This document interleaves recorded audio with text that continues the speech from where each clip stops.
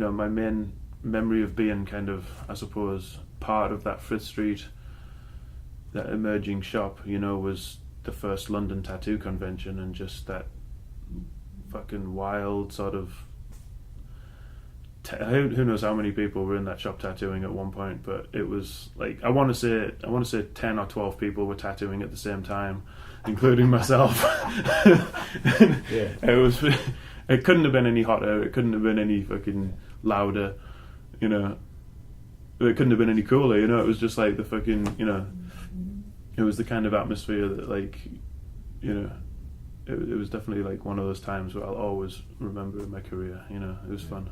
Aaron was getting tattooed by Tim Lehigh, Alex Rankin, Derek Snodgrass, whoever was at Temple at that time, which McAfee, Mike the Athens was there, you know, like it was just this weird crowd of, like, you know, everyone was in there at the same time, like Chad Keplinger. I was meeting a lot of these people for the first time, and I think that shop and that convention that year, 10 years ago, was definitely like the meeting point for a lot of people who were emerging as like a newer generation of tattooers, I think, you know. Like I had Steve Boltz on one side of me, I had freaking Temple and Blackheart on the other side, and me and Thomas and Nicole were sharing a booth, and I was like really fucking proud to be representing the shop, like, and Danny was good enough to entrust me in one way or another with like working the booth. That definitely solidified my my trust and my sort of friendship with those guys, you know. Yeah.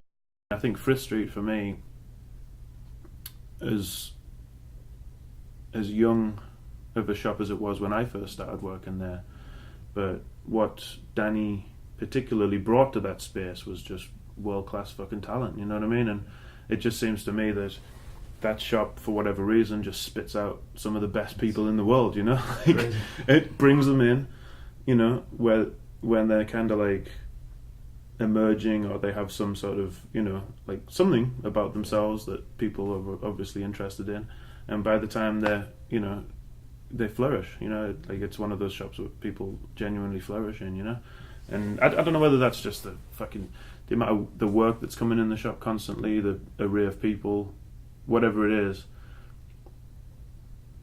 Yeah, I don't know, for whatever reason, that it really has got some magic to it, you know. It has, I don't know what it is. Yeah, it's so true about tattooing, isn't it? It's just, you know, you're like chosen for it or whatever, you know. Like it's something that's like,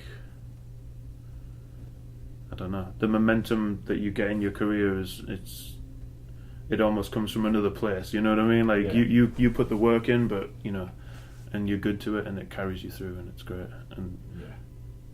I mean, there's no way I would have helped anybody, like, you know, that I didn't think was going to be good, or was going to be sort of the type of tattooer that, you know, I aspire to be. You know what I mean? So, awesome. Like, that's what I always think about when I think about you, or I think about, you know, anybody else that I've, you know, had that kind of connection with. You know. Is there anything you'd like to say to Danny after the shop for the future? Well, I mean, nothing but goodwill for the shop and everyone that works in it. You know, I mean, it's part of my tattoo career. You know, having worked there, I'll never forget that kind of that time, because I was, you know, I was doing tattoos that I was happy with. You know, like, yeah. I'm not saying that there were anything special, but I did my best with what, you know, what I had at the time, and you know, I'm glad that you trusted me enough to make those tattoos in your shop, and you know, that'll always be special to me. So. Awesome. Cool.